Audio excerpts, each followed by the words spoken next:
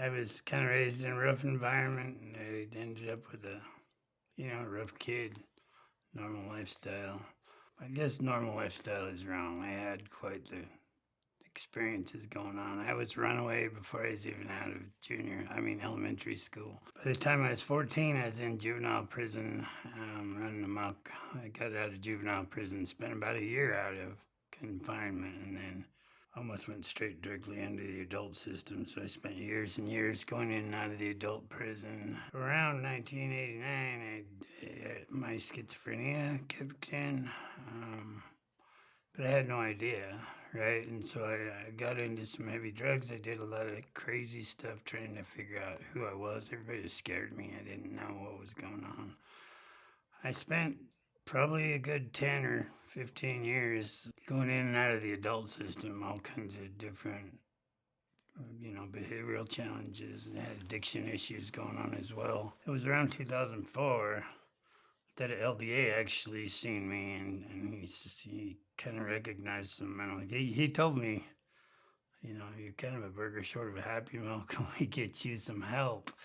And I said, sure, And so he had these doctors come in and talk to me, and at that time I didn't know I had mental illness going on. I didn't know what schizophrenia was.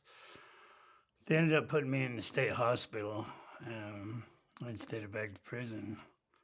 And when I got in there, I could finally get a glimpse of what schizophrenia was, and that I had schizophrenia, and a lot of the things that was going on could be due to those effects. And so I spent an extra 2 years in the state hospital trying to figure out what schizophrenia was, how I could try to manage it. And so I spent a good 2.5 years in there researching. They kept offering to let me out, and I didn't want to get out. I wanted to know more about the schizophrenia and who I was, and so I stayed there kind of on a voluntary basis to try to get a hold on what was going on.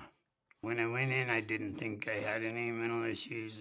The judges, I think I scared a lot of people. I went in trying to find a way out so that I could save these kids that I thought were being sacrificed, and I didn't know mental illness. And so when I got there, and there was people with the same kind of things going on as me, and there was no drugs, and there was no stigma from the outside world. I could sit in rooms with these people and watch different shows and SmackDown and stuff and see and know that I was having that same kind of situation. It helped me realize that, hey, maybe I do have schizophrenia, right? Maybe I do need. It was dark and scary in the beginning because there's a lot of people in there that they're unwell, they're heavily medicated, For me, it was the hugest blessing I could have had in my life. They kept asking me if I was ready to go, and I told them no, I need more information. The hospital taught me how to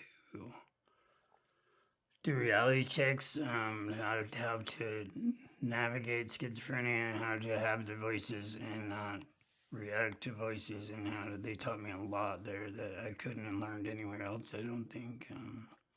And so in the beginning, it was quite dark. In the end, I didn't want to leave because I was afraid of what was coming on the outside. The stigmas, the looking different, the not fitting in, all the fears of what community would do when I got there. But I charged through it, and I ended up getting some other treatment beyond that.